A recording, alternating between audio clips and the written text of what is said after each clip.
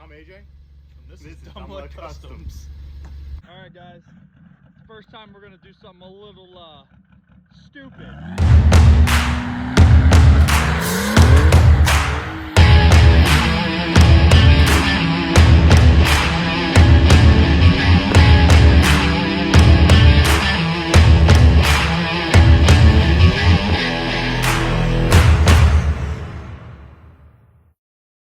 So I've been getting a lot of requests on how I did the lift kit on the old Mercedes here. Don't mind the mess, you know, the garage is full right now. So anyways, as you can see, the upper control arm ball joint right here is maxed out because I do not have the shock hooked up. Once the engine's back in, it'll have enough weight to actually reconnect it.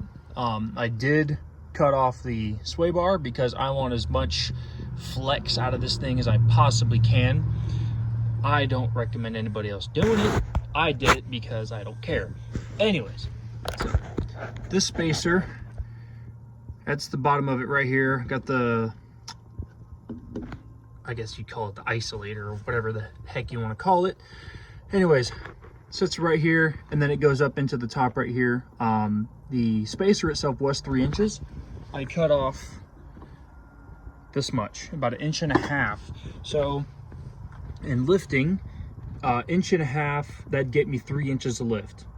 So that's kind of what I was going for. Once the engine's back in, like I said, it'll drop this thing a little bit, hopefully right where I want it. And then another thing I did for the front suspension, get in here, I used spacers to straighten out the cup in the bottom.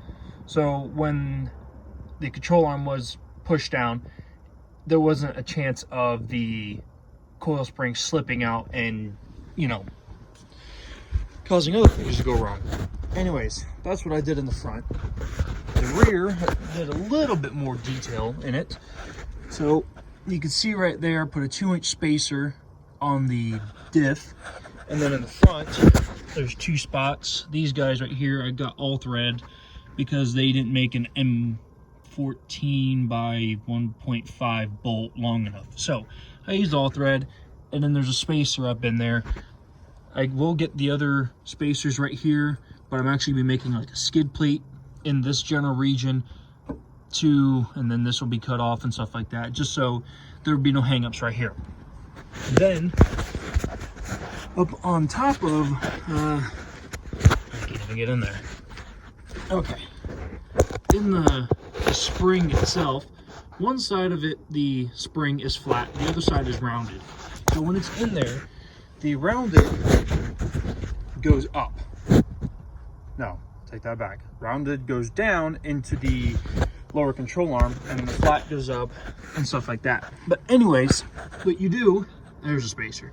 So you flip it and you put the rounded in that 3-inch puck, and then you put the other side down, and you want the rounded in the puck because it is rounded in there, so it makes a nice, you know, flush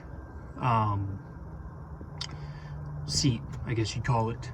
But anyways, the reason why I did the diff drop like this is because not only did I want it to be taller, but I also wanted it to not ride like a tank. I'm pretty sure if I take that the spacers out and put this thing back up, yeah, this thing's gonna jump way up in the air, and it's gonna be, like I said, super stiff. And another thing with the brake calipers, normally that guy right there goes down.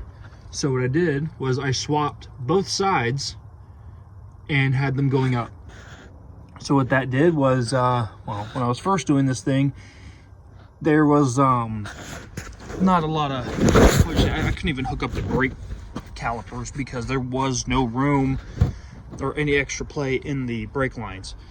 So I swapped them. So, you know, hopefully soon when I get this thing flexed out and stuff, I won't have to worry about ripping the line off and it going to crap and not being able to stop. Anyways, nothing else. Brake guide rod, the lower control arm, nothing else.